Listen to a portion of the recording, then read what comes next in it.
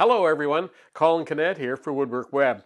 Today's video I'm going to be looking at another version of a thin strip ripping jig because I seem to be using thin strips very often, so this is another version to look at.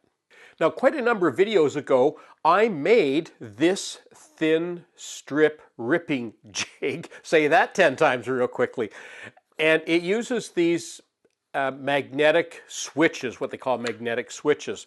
And I'm going to put a video, or I'm going to put a link at the end of this video to this video that I made on making and using this.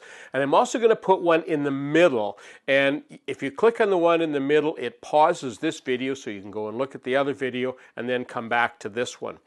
So today we're going to make another version of a thin strip ripping jig, and both of these have their advantages and disadvantages, and as we go along I'm going to be showing you that.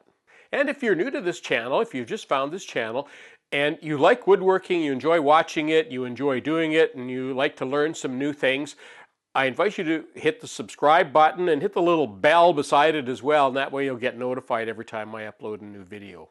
So let me show you what the first thin strip jig was that I made, and it's the quickest and easiest you'll ever see. Watch this.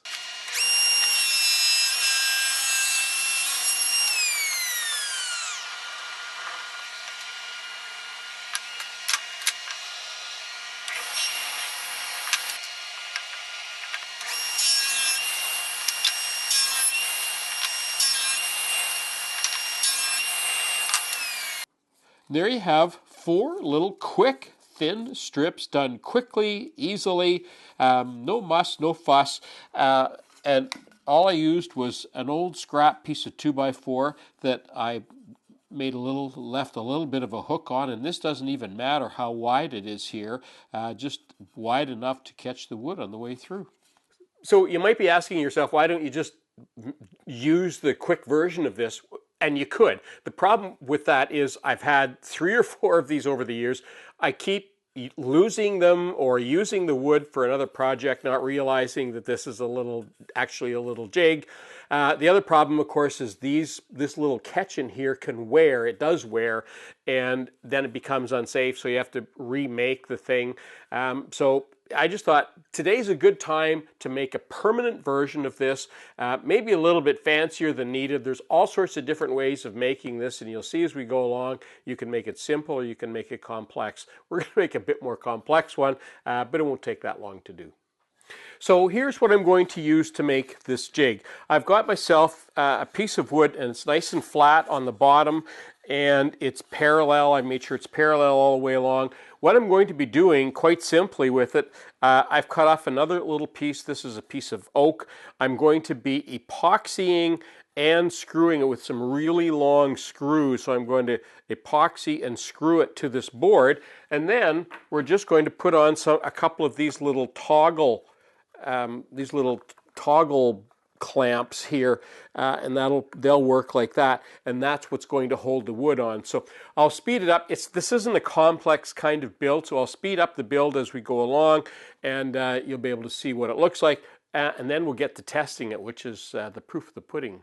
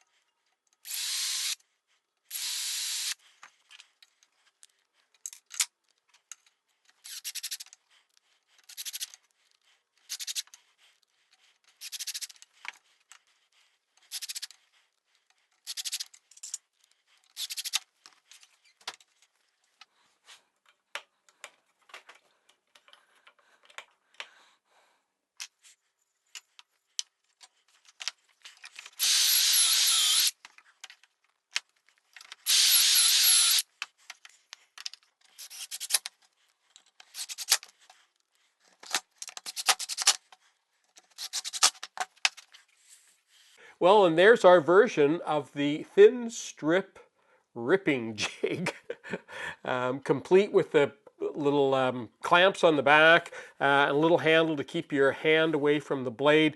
Typically, you don't really want to be above this wood anyway, but just to be on the safe side, keeps your fingers away from that. Now, before I start doing any ripping on anything, I want to talk about blades for a second. There's a standard 10-inch ripping blade that I would use for ripping wood. Now, typically when you're using a thin strip ripping jig like this, you're often making banding like that. And because you want to conserve wood as much as you can, I often will switch to this 7¼ inch blade and put it in my table saw because the arbors are the same. The difference is you don't get as much height in the blade because, of course, it's a much smaller blade. But usually you're only ripping 3/4 inch material and sometimes less, and this is plenty for that. So I'm going to switch blades and go to this because it's a much thinner blade and it means I preserve a lot more material. So I'm going to put this in and we'll start doing some testing. So there's that thin blade in there, and there's a couple of the strips that we just ran on that temporary jig that we made up. So those are both 3/4 inch, so it'll easily do 1.5 inches, and for our tests it's perfect. Now the first thing I'm going to do in this case is to run this through so that I cut that piece of the end off.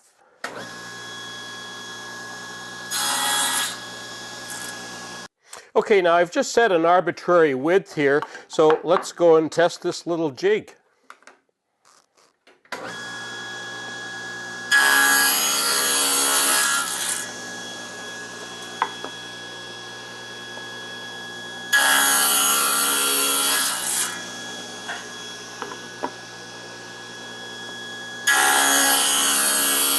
And there's the results. 3 perfectly even strips.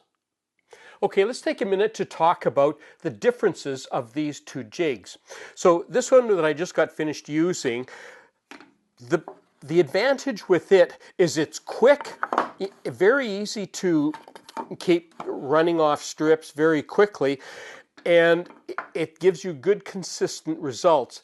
The problem is that it's only good enough. This one's about 20 inches long, and you really can't go too much longer or you start losing control because your wood is going to start moving around and you don't have good control. So the advantage of the other one that uses the magnetic strips, the way it works is, of course, you set it up to whatever distance it is, as you'll see in that video if you had a look at it.